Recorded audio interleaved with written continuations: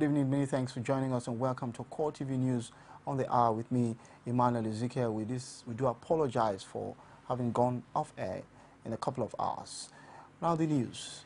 Incumbent governor and the All Progressives Congress candidate, Rochas Okorocha, have met the demand of the electoral law and scored the highest number of votes, as has been declared the winner of the Imo State 2015 gubernatorial elections and therefore return into office. Okorocha pulled a total of 416,996 votes to defeat the People's Democratic Party (PDP) candidate Emeka Ihedioha, who pulled a total of votes of 320,705 votes. The party agents and supporters went into singing praises to God as the declaration was made by the returning officer Ibitakwa Obe at the Imo INEC headquarters in Owerri. Rochas E. Anayo Okorocha of APC, having satisfied the requirements of the law and scored the highest number of votes, is hereby declared the winner and returned elected. Signed, Ibitakwa, 26 April 2015. Thank you very much.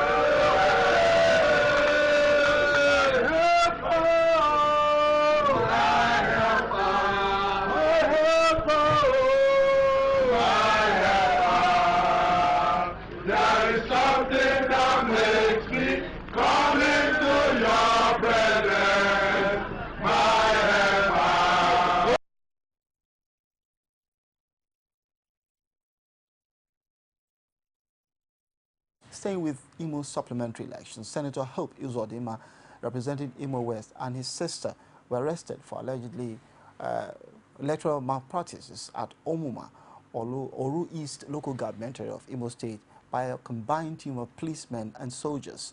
The senator, who was later released on self-recognition, allegedly mobilized hoodlums who set bonfires on the road to prevent security men from taking away the suspects. It took a reinforcement of soldiers and men of the Department of State Security to rescue the policemen and take the suspects to police headquarters in Owerri, where they were detained. Also, the Deputy Inspector General of Police, Job Doma, arrested 25 officials of the Independent National Electoral Commission Imo State for allegedly thumbprinting of ballot papers during the election rerun exercise on Saturday. Also arrested were fake INEC officials who posed as returning officers at the Collation Center. When contacted, the police public relations officer Andrew Enwerem said he had yet to be briefed on the incident. And Darius Ishaku of the People's Democratic Party. Now, before we come to that story, Dr. Okeze Ikpeazu of the People's Democratic Party in Abia governorship rerun has also been declared winner in Saturday's make-up election in Abia State. The PDP candidate, who had earlier polled 248,459 votes ahead of his All Progressives Grand Alliance counterpart, Dr. Alex Oti, who scored 165,416 votes out of the 439,454 total votes cast during the April 11 polls, eventually returned elected after the Saturday supplementary election. The rerun was held in 299 polling units across 9 local government areas of the state. Now, Darius Ishaku of the People's Democratic Party has won the Taraba supplementary governorship election held on Saturday. The returning officer, Kiari Mohammed, who announced the result on Saturday in Jalingo, said Ishaku scored 369,318 votes to emerge victorious. He said Senator Ishaku Alasan of the All Progressives Congress came second with 275,984 votes, while Chief David Kente of the Social Democratic Party SDP polled 29,966 votes. The returning officer said there were 1,461,645 total registered voters in the state, of which 787,516 were accredited for the election. Mohammed said that the total valid votes cast were 681,166, while the total votes rejected was 174,131. It was recalled that the April 11 governorship election was declared inconclusive by the Independent National Electoral Commission due to widespread irregularities.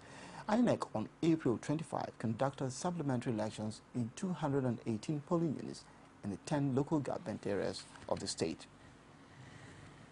Meanwhile, the All Progressives Congress candidate in the just concluded governorship election in Taraba State, Aisha Alassane, has rejected the outcome of the poll as announced by the INEC.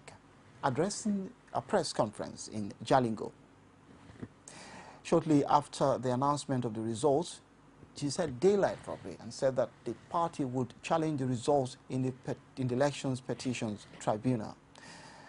She contended that results ascribed to Wukari, Donga, Takum, Sardauna, Zing, Yoro, Komi, and some parts of Usa, Karim Lamido, Bali, Ardo Kola, and Lao local government areas were not accepted, as they did not reflect the true results of the election in Taraba. Alassane said all the complaints on the irregularities and abuse of the election guidelines were promptly reported to INEC, but no action was taken. INEC returning officer for Taraba, Kiari Mohammed, who declared the results on Sunday in Jalingo, said Ishaku scored 369,318 votes to emerge victorious. Now, the supplementary election held in the 22 polling units of Ileje Major constituency in Ekiti State was greeted with low voter turnout. The election was declared inconclusive due to violence that erupted on the 11th of April. Also saw a heavy presence of security forces, something most people say is responsible for the voter apathy witnessed in the supplementary poll. Our correspondent, Rashid has more. The supplementary poll is being held at 22 polling units cutting across Iye-Ekiti, Iludun, Ewu and Edaunio, part of the towns making up Ileje Major constituency. Being a rerun in few polling units, all attention was shifted to the area in terms of mobilization and security. With these arrangements, however, low turnout of voters were recorded in polling units visited at the time of accreditation and voting. The unruly activities of some security agents, particularly Department of State Securities, did not help matters. You want to fight with security? I feel it. Let them come and arrest us. We're here. We're here. If you don't want camera, move on where the SS share. You know what in there. Me, we carry mine. We carry camera. We know what in there. To bastardize this whole process. Very simple.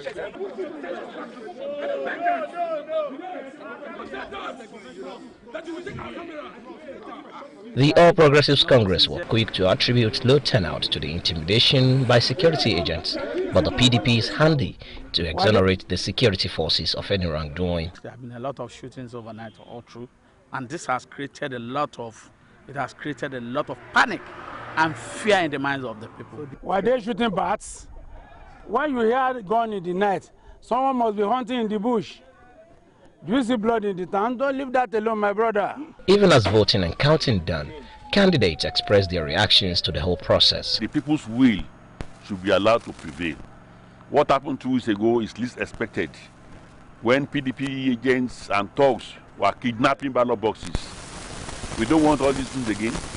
Let the people decide whom they want. Because of the issue of the thuggery, which, our opponent promoted during the last election, but today the security help us. A lot of people are coming now, even though it's low, but we want the quality rather than the quantity. With the last constituency in Ekiti House of Assembly election concluded, attention will now shift to other burning political matters, especially the impeachment fever which has gripped Ekiti State for some time now. You want to fight with security? Rashid, CoreTV News.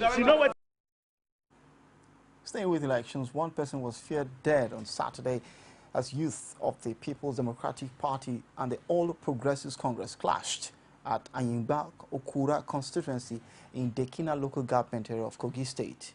The clash occurred during supplementary election in some wards and polling units across 6 LGAs of Kogi State. One person, Ibrahim Oyubo, 26, was said to have died, while several others sustained varying degrees of gunshot wounds during the confrontation. The candidate of the PDP in Ayimba Okura constituency, Al-Hassan Ogu, said Oyubo was his cousin.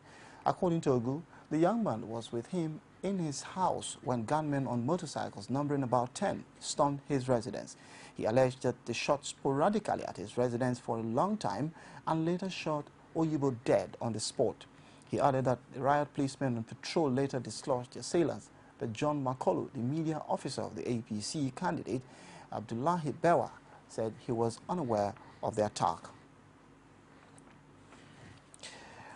Well, we'll go for a very quick break. When we come back, we'll bring you more stories on the news at 5. Stay with us.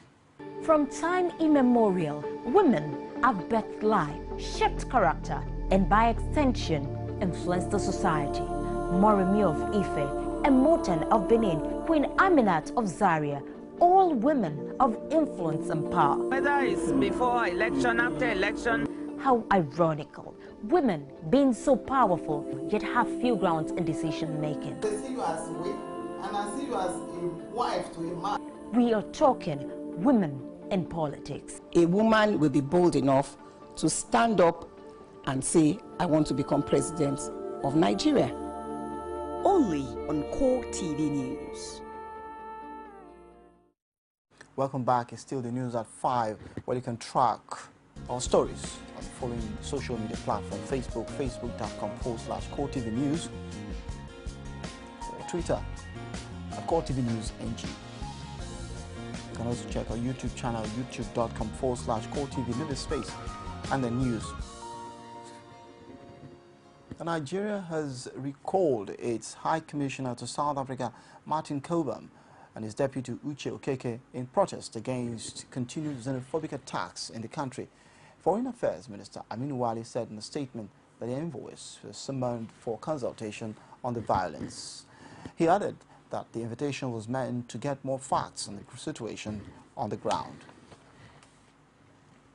Now, President Goodluck Jonathan wants Nigeria's past and current leaders to learn from the lifestyle of former head of state Yakubu Gowon and the former head of the interim national government, Ernest Shonekan.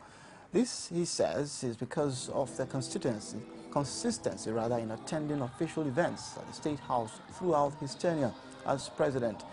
The president also promised to emulate them now that he is on his verge of becoming a former leader. President Jonathan spoke at the 5th Presidential Prayer Breakfast in Abuja. The essence of Presidential Prayer Breakfast is to call on all Nigerians to come together to pray for the building of our nation. And as a country, when we talk about building the country, you will just relate it to when Nehemiah wanted to build the walls of Jerusalem after captivity and the walls were destroyed. Continue to pray for the country, and of course pray for the incoming government, as also pray for us who are living, to have the opportunity to serve humanity in different phases. For me, I have to thank God and to thank Nigerians for the privileges and opportunities given to me in these past 16 years. I served my state as a deputy governor and a governor for 8 years in government house in Abuja. And I came here in the state house, Abuja, served the country as a vice president, as a president. That is a reasonable length of time. So I have to thank God first, because if God did not will it, we did have that. And to thank Nigerians for the support for me in this period. I will continue to do my best, as I'm gradually joining Yakubu and Shonekan.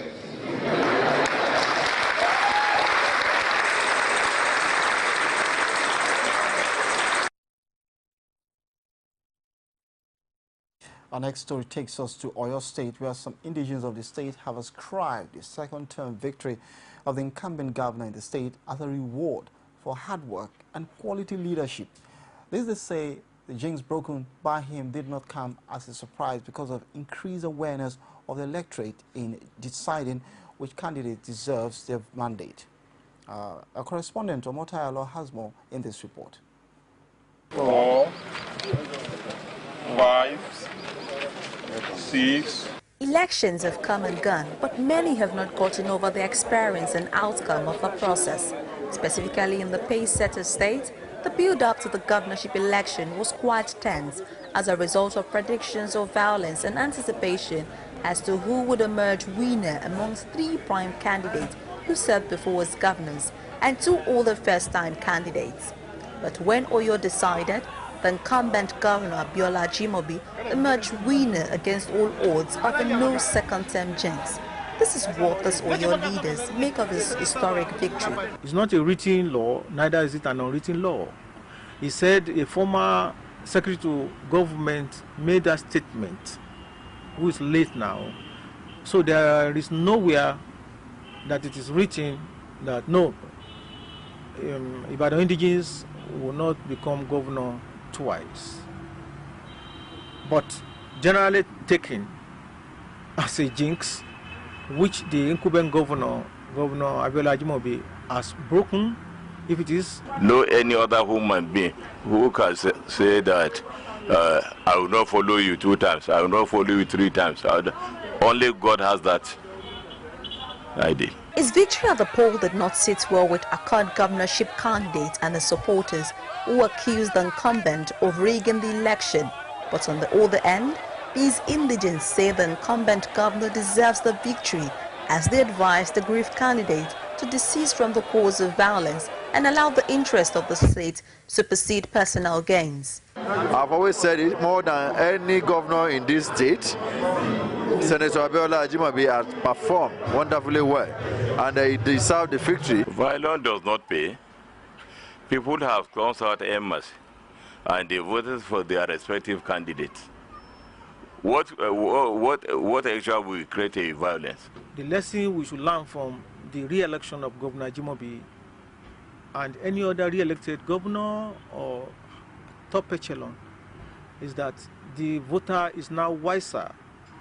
They could discern and sift between propaganda, slander, and false information to compare with one, the integrity of the candidates, his or antecedent, performance ratio, and delivery graph. As the former governor and candidate of Accord, Rashid Ladoja is determined to contest the outcome of the April 11 governorship election at the electoral tribunal. Certainly, this may not be the last of the matter. Omotayo, CoreTV News, Ibadan. Away from politics now, the commandant of the Armed Forces Command and Staff College, Jaji Chris Ifemeje, have said that the Nigerian military and paramilitary are set to join forces with internal security agencies in sharing information and working to enhance the nation's security internally. Ifemeje disclosed this while declaring the 2015 exercise ASKE-BU closed after 3 weeks of intensive training exercise. ASKE-BU is an annual event usually organized by the Armed Forces Command and Staff College, AFCSC headquarters. It also provide a platform for the cross-fertilization of ideas, allowing all stakeholders. The objective was achieved because from the interactions and the presentations they made, I was satisfied. And I thank God that we were able to organize the exercise for all the security agencies and paramilitary organizations, including the media. Yeah, because from the results we are achieving in the Northeast, as you may have known, we are almost at the end of the operation in wiping off the insurgents and then bringing everlasting peace to the nation. The single largest and perhaps the most important organization in internal security operation, which is the Nigerian police, however, did not participate for the 3rd year running. The Nigerian Union of Journalists was also visibly absent, though we have a representation from the Federal Radio Corporation. And we have been able to be enlightened that it is not only the military that has a role to play, neither is it with the paramilitary organizations, but the media has a key factor in terms of propagating the fight against insurgency. It has really enlightened us all about interagency synergy, most especially in terms of that is in a disaster, so to say. That is in internal security and low internal security.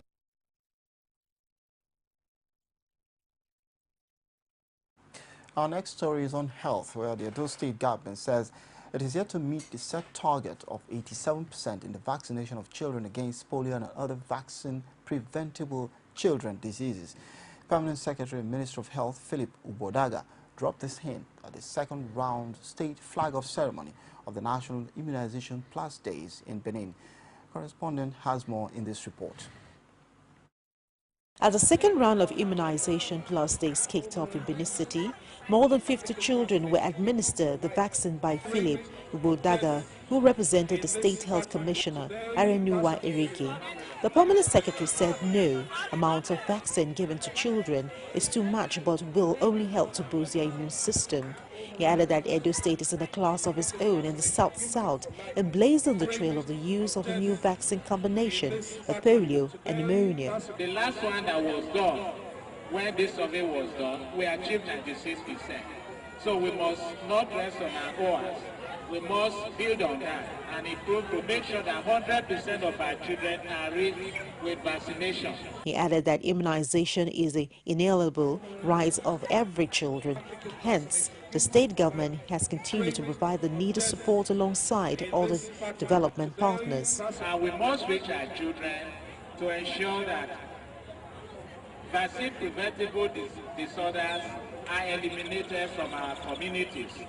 And that is why the Comrade Governor has been very passionate in ensuring that we provide support. The immunization program was assisted by Queen Omodion, wife of the Duke of Etiti Kingdom in Benin City. Now to outside Nigeria stories. Relief efforts in Nepal are intensifying after more than 2,300 people were killed in the worst earthquake there in more than 80 years. Rescue missions and aid materials have started arriving in the country. 17 people have been killed on Mount Everest by avalanches, the mountain's worst ever disaster. Meanwhile, a powerful aftershocks was felt on Sunday in Nepal, India and Bangladesh, and more avalanches were reported near Everest. As military helicopters hovered over Kathmandu and ferried relief supplies of victims of the earthquake in western Nepal, search and rescue efforts were going on in at least 5 locations in Kathmandu. As the search and rescue as the search and road clearing efforts got underway at noon, a major aftershock sent people into a panic again. At a nearby open space, people were camped out, fearing further tremors. They were short of food and water, and clearly hoping and praying that the aftershocks would stop and things would be normal soon. The death toll from the original earthquake on Saturday could rise, as the situation is unclear in remote areas which remain cut off or hard to access. Scores of bodies have been ferried to hospitals in Kathmandu, many of which are struggling to cope with the number of injured people. More than 700 have died in the capital alone. And that's a package at 5. Many thanks for watching. Do join us at the top of the hour as we bring you more stories. I'm Emmanuel Ezekiel, and many thanks for watching.